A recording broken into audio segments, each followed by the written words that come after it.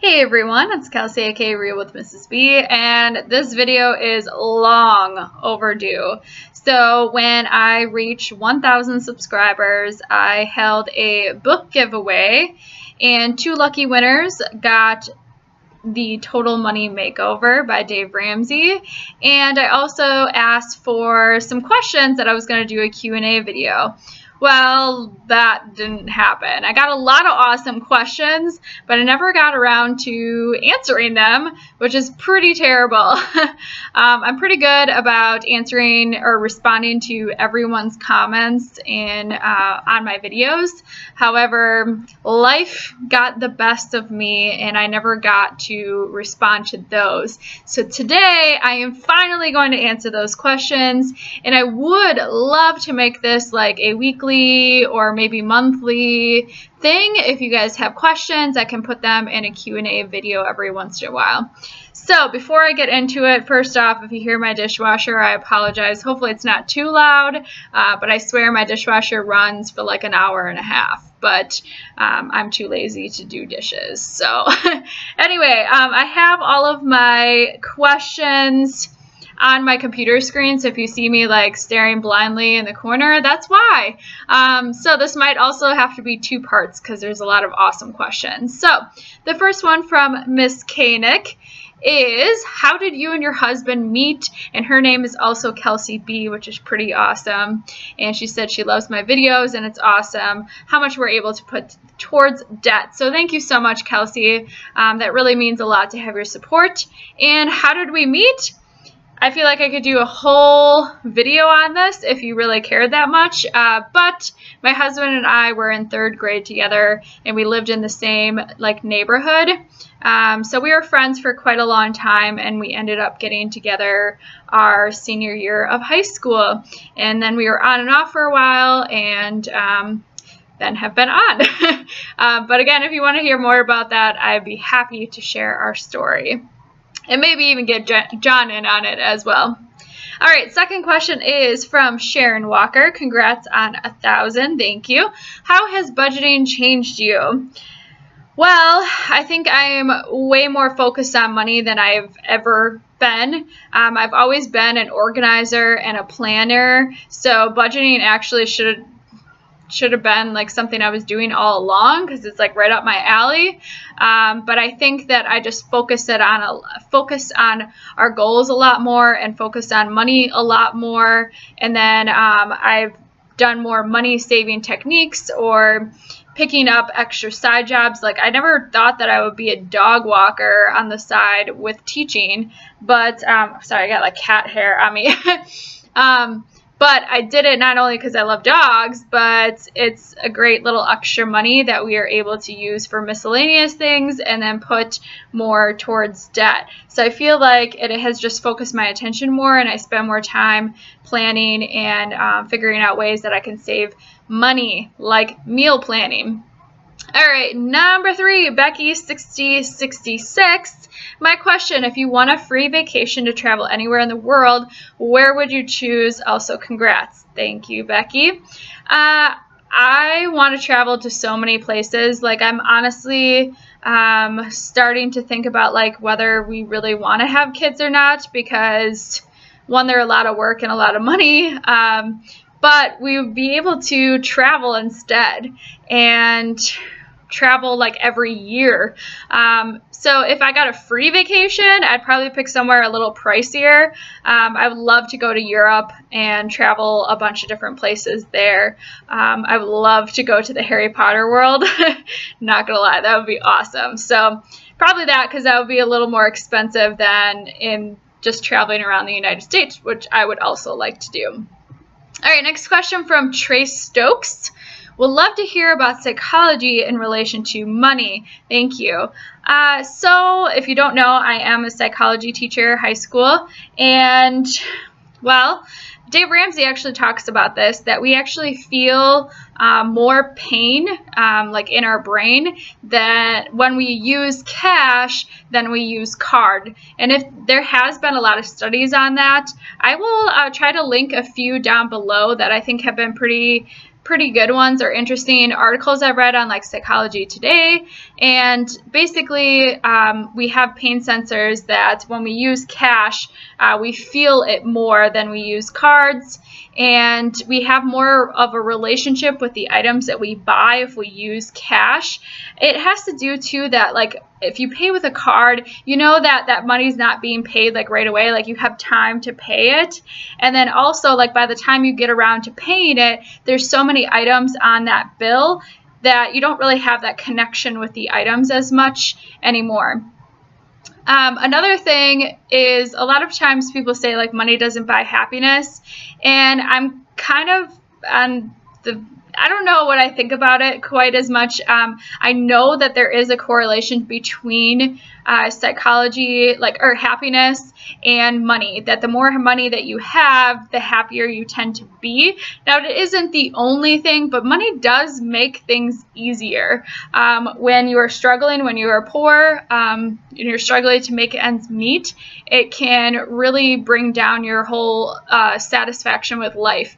So I do think that there is a correlation there, and I know that there's been lots of studies on that as well. So I will put some more articles on that below.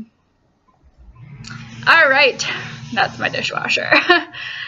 Next one is from Stacy Demerjian. Sorry if I said that wrong. She said, congrats on your sub count. Thank you. Now I'm almost up to actually 1,500, which is crazy. And then she said, how do you decide what sinking funds to fund? This is actually something that I'm considering looking at more, because I feel like a couple of ours, we just used up the money each month, or the amounts are so small that we can cover it within a month's budget, that we don't really need a sinking fund for it.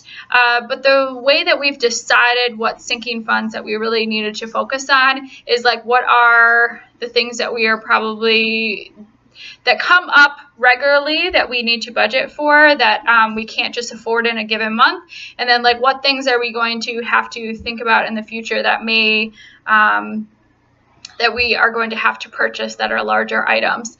For example, my husband's car is a 1999 Toyota Corolla, which is awesome because it's still running at 210 plus thousand miles on it.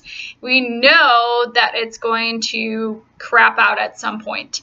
And we know that the repairs at some point will be greater than what the car is worth. So we need to prepare for that by putting money aside. And unfortunately, a $1,000 emergency fund just doesn't seem feasible for like a new car. So I'd rather put some money aside, since we can afford it. We're putting a good amount towards debt, some money aside for that. So once it does go, we have a good chunk of money to buy a new car. Another thing is my computer. My computer is actually pretty badly broken. I can't close it because it's completely cracked right by the power button, and the screen actually stopped working at one point. The charger stopped working. I went and got it fixed. It cost me, I think, like $100, and it's working, thankfully, but I'm going to put money aside just in case that also stops working and I need a new computer.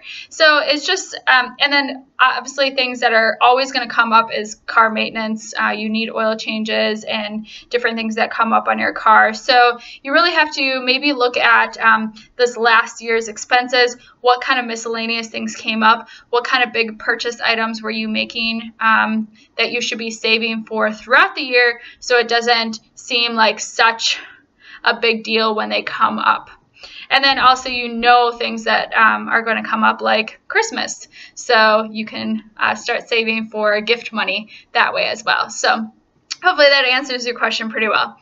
Next one is from Paula Lucas. She said, what is the hardest part you have encountered on your Ramsey journey? I think the hardest part is, like, I would love to do so much more with the money that we are putting towards debt, and not be putting it towards debt. So, like, if we're putting on average $2,000 towards debt every month, can you imagine what we could buy with that money? Like, I could go on a trip every other month with that money. I could go on a trip every month with that money. I mean, I think that our all-inclusive trip for our honeymoon was like that amount. So it's really hard to look at that money and say, just see it go and not be able to use it. But I'm really trying to focus on the fact that like eventually those payments will be done and we will have all that extra money, which will be fantastic. I can't wait. All right, next one is Teresa Riley. What are some ways you guys stay motivated? There have been a lot of videos on this, and there's awesome ways to keep motivated. One of the biggest is this YouTube channel. It definitely keeps me accountable and also gets me really excited to share with you our progress. And I love talking with you guys. That definitely keeps me motivated. Also, I think having those conversations about what we will do when we're out of debt, what we'll be able to do with our money is quite motivating to get there quicker. And then also I believe in having like little wins throughout, as in like we still have a little personal money, we still have a little entertainment money and restaurant money and things like that, just because we knew that we were going to be on this journey for a little while. And it's really hard to stay gazelle intense for 3 years and not have some of those things. So I think that it keeps us going by having those little things that we get to enjoy, and then thinking about the big things we'll get to enjoy when we're finally done. All right, the next one is from my great friend, Lisa Hyde. She just started a YouTube channel of her own, actually, after she posted this question. So please go check out her channel. I will link it down below. She's awesome. You'll find her hilarious. She asked, how do you get your spouse involved, particularly when he is watching spending but isn't so concerned about a budget? So she knows me very well, and I think we both kind of struggled with our spouses being like really involved in budgeting. They're aware of what's going on, but weren't like super all in like we did after we read the Total Money Makeover. Now, since then, Lisa's husband, Jason, has become very much involved, and they have like almost daily conversations about the budget, which I think is great. John and I pretty much do all of the budgeting. I do let him know, like he knows how much personal money he has. He knows how much restaurant money we have and all of that. He's got the app on his phone if he wants to look into it, but he completely trusts me with it, and he'll watch the spending, but he isn't as concerned with money as I am, because I guess he knows that we're doing pretty well and that he trusts that I will make good decisions. So how to get your spouse involved, though? I think having conversations often, and then I know John didn't quite like buy into the whole Dave Ramsey plan when I first brought it up, because he just thought like it was just another fad, I guess. So continuously having those conversations, talking about it, and then once they see progress too, they start to buy in a little bit as well. All right, and if you have a spouse who is not as involved, please let me know down below what you guys do. Next one is from Stephanie Lynn. So have you ever had to put something back when paying for cash when you don't have enough? So I'm actually not one of those Dave Ramsey fans who pay for cash for everything. I use my debit card for like everything, and so I haven't had to do that. And I kind of keep track of how much everything is while it's in my cart, or at least a guesstimation, so I know what it's going to be when I get up to the register. And if, for example, groceries, if I had gone over for 1 week, I know that I have a lot less for the next week, so I need to start looking in my pantry and all and cut that down, or I need to make adjustments in my budget by moving other amounts around. Next question is from Sharon Lopez. Congratulations, what baby step are you on? Well, if you've been watching my channel, I am definitely on baby step number 2. We saved up our emergency fund pretty quickly and almost up to $2,000, and then we've been paying off debt for like almost 2 years now. And we are about $32,000 left of student loans. So we still have a ways to go, but our plan is to be debt-free by the end of 2018. So it's coming quicker than we think. All right, I think the last one for this part of the video will be from Lady of Budgets, who said, congratulations on 1,000. Thank you. And what is your ultimate debt-free dream to keep you motivated through the steps? So this is kind of along the same lines as Teresa's question about motivation. My debt-free dream? A couple of different things. One, I can't wait to have a house. We've been renting for, oh gosh, like 9 years now, 8 years, and I haven't ever made it, like, it's nice and all, like, I have stuff on the walls, but, like, I really want to make it my own. I never really want to, like, paint and things like that, because I know I'll have to just, like, paint it back to white when we move out, and that's just a pain in the butt.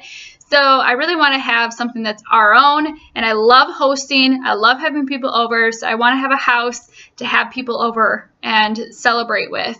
And then I want a golden retriever. We have 2 lovely cats. I love them so much, but I am obsessed with golden retrievers, and we could have one here, but space-wise and like time and money, it's just not an ideal situation right now. So we can have that house, and we can get a golden retriever, and then we can go on all kinds of vacations and travel. And then not worry about anything. We can definitely live like no one else. All right, guys. So that's it for this part of the video. And I will be posting part 2 probably tomorrow, so you guys can look out for that. Leave me some questions down in the comments, and I will try to do these more often. Like I said, I want to do this either like weekly, bi-weekly, or monthly, depending on how many questions I get. I think these are a lot of fun, so if you guys are interested, I'm more than happy to do this. So leave your questions down below. If you haven't subscribed already, make sure to do so. And I will catch you guys soon in my next video. Bye!